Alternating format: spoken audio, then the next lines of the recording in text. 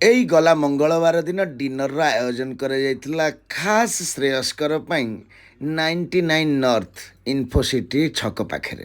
ସମସ୍ତେ ସେଠି ନନ୍ଭେଜ୍ ଖାଇଲେ, କିନ୍ତୁ ମୋର ଯେହେତୁ ଶ୍ରାବଣ ମାସ ମୋର ପାଖ ତୃପ୍ତି ରେଷ୍ଟୁରାଣ୍ଟରୁ ଆସିଲା ବିନା ପିଆଜ ରସୁଣର ମସରୁମ୍ ଆଉ ନାନ୍। ମୋ ଟେବୁଲ୍ ଥିଲା ଅଲଗା, ଖାଇବା ଥିଲା ଅଲଗା। ଏଇ ଦୁଃଖଟା କିନ୍ତୁ ସମ୍ଭାଳି ପାରିଲାନି ମୋର ଏକମାତ୍ର କନ୍ୟାରତ୍ନ ଶିବାୟା। ସେ ଆମ ସମସ୍ତଙ୍କର ଝିଅ। ସିଏ କହିଲା ପାପା। ଆଜ୍ଞା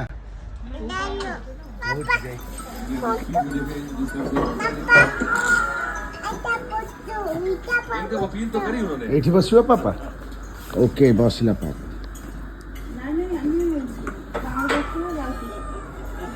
हेलो सपोर्ट कर दिया या फील कर रहे हैं ସମସ୍ତେ ଡିନରରେ ବ୍ୟସ୍ତ ଥିଲାବେଳେ ଆମେ ମା ପୁଅ ଖେଳିବାରେ ଲାଗି ପଡିଲୁ।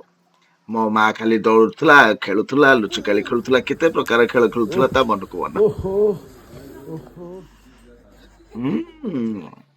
ସତରେ ସିଏ ଭାରି ମଜା କରୁଥିଲା, ମୁଁ ବି ତା ସାଙ୍ଗରେ ତାର ମଜା ଦେଖୁଥିଲି। ଆଉ ଯେତେବେଳେ ସିଏ ସୋଫା ଉପରେ ଚଢିଲା, ହେ ଭଗବାନ।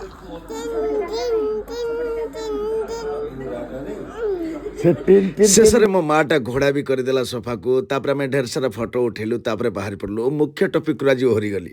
ଶ୍ରେୟସ୍କର ମୋ ଭଣଜା, ତା ପାଇଁ ଆଜି ଡିନରର ବ୍ୟବସ୍ଥା ହେଇଥିଲା। କାହିଁକି ହେଇଥିଲା, କ'ଣ ପାଇଁ ହେଇଥିଲା, ନେକ୍ସଟ ଭିଡ଼ିଓରେ କହିବି।